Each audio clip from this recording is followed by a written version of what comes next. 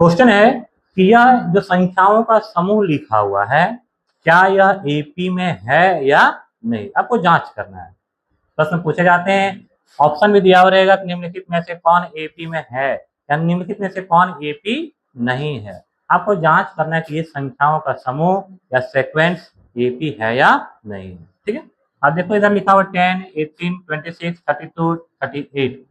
आपको जांच करना है कि एपी है या नहीं है। इसलिए देखो ये कौन सा हुआ, पहला पद, ये दूसरा, तीसरा, चौथा और ये पांचवा। अब एपी है या नहीं ये कैसे पता चलता है, उसके बीच का डिफरेंस से हम जांच करेंगे। क्या, a2 माइनस a1। देखो a2 कितना है, 18 माइनस 10 इक्वल टू कितना आया, 8। यानी सबसे पहले पहला अंतर निकालेंगे d1, इन दोनों के बीच का जो पहला अंतर हुआ उसको क्या लिखेंगे, d1। फिर निकालेंगे हम d2, अर्थात इन दोनों के बीच का अंतर, तीसरा पद माइनस दूसरा पद। तीसरा पद कितना है, 26 माइनस 18, कितना आया, 8 आया।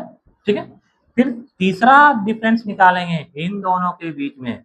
तीसरा अंतर निकालने के लिए किसमें से किसको घटाएंगे, चौथा पद में तीसरा पद, अर्थात a4 माइनस a3।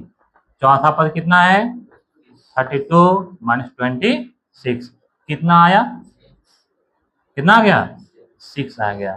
ठीक है, अब d4 निकालेंगे। d4 कैसे निकलेगा, पांचवा पद में किसको घटाएंगे, चौथा पद। पांचवा पद कितना है, 38 माइनस 32, कितना आ गया, 6। अब देखो यहाँ पे d1 का मान कितना, 8, d2 8, d3 और d4 6। तो बताओ क्या यह एपी में है। एपी कब होगा, जब ये सब आपस में, यानी सब के बीच का जो डिफरेंस है वो क्या आना चाहिए, इक्वल होना चाहिए। अर्थात यहाँ पर देख सकते हैं कि d1 is equal to d2 है, लेकिन not equal to d3, not equal to, यानी ये सब आपस में बराबर, यानी ये दोनों इक्वल है, लेकिन यहाँ पर देखो दोनों बराबर नहीं हुआ। यानी सार अंतर जो सब है वह आपस में बराबर नहीं है। इसका मतलब यह एपी में नहीं है। ठीक है, तो जब एपी में नहीं, यदि यहाँ पर 32 के जगह पर कितना कर देते, कितना होता, यदि यहाँ पर 34 रहता और यहाँ पर कितना हो जाता, 42 हो जाता, तब क्या हो जाता, एपी में। तब यहाँ पर जो मान निकला d3 का वह कितना हो जाता बताओ, यहाँ 34 कर देते, ठीक है, माइनस 26, तब कितना हो जाता, 8। यहाँ पर 42 हो रहा था, ठीक है, और यहाँ पर 34, तब ये भी कितना हो जाता, और तब क्या लिखते हम, क्योंकि d1 is equal to d2 equal to d3 equal to d4, ये चारों डिफरेंस आपस में क्या है, बराबर हैं, इसीलिए यह एपी में है। ये बराबर नहीं आएगा तो एपी में नहीं।